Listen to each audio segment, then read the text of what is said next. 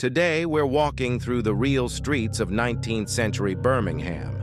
These neighborhoods were once some of the roughest slums in Britain, filled with cramped back-to-back housing, factories, and workshops. They were also home to the real Peaky Blinders.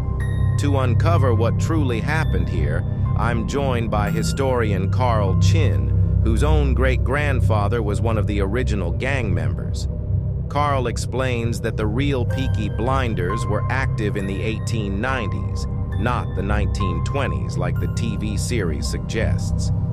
There was nothing glamorous about them. They were poor, often violent young men, street fighters, petty criminals, and laborers who lived hard lives in tough streets. Carl's great-grandfather himself was a violent man, repeatedly arrested for assaults, theft, and domestic abuse. This is the stark reality behind the legend. Our journey begins at the Rainbow Pub, still standing today.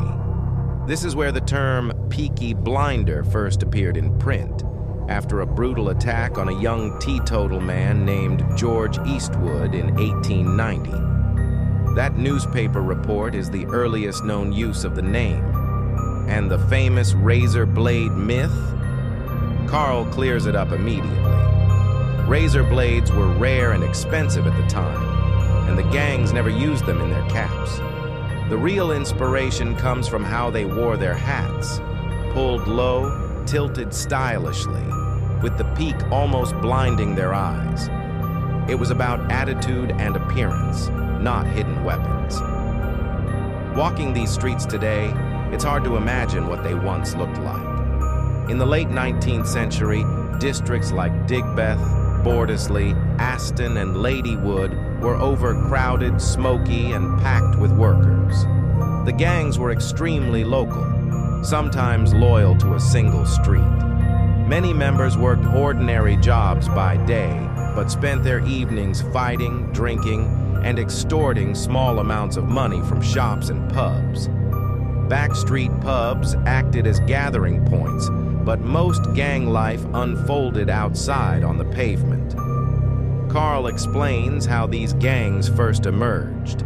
In the 1860s, new police forces tried to break up groups of young men who gathered on Sundays for rough games and illegal gambling.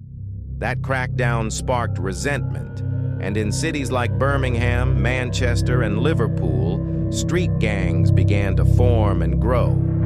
We continue to the Steelhouse Lane lockup, built in 1891.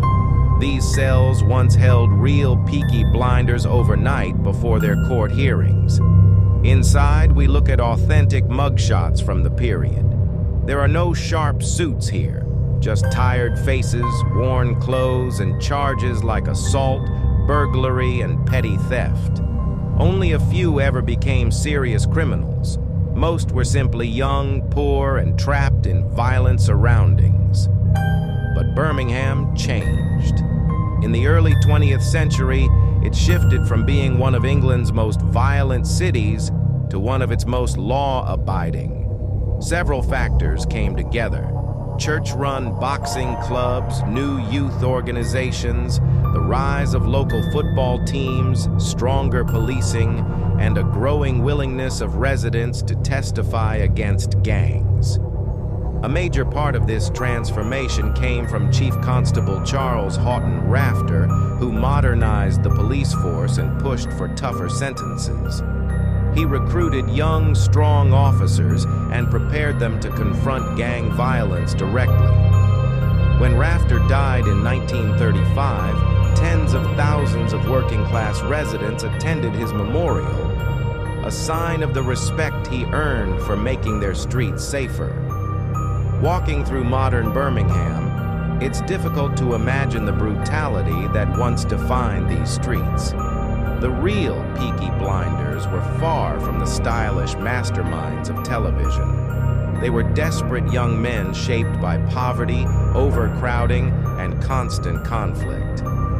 What remains today is the history, a few surviving buildings, and a legend that continues to fascinate the world. If you enjoyed this journey into the real story behind the Peaky Blinders, please subscribe to my channel for more videos. Your support helps me bring more fascinating history to life.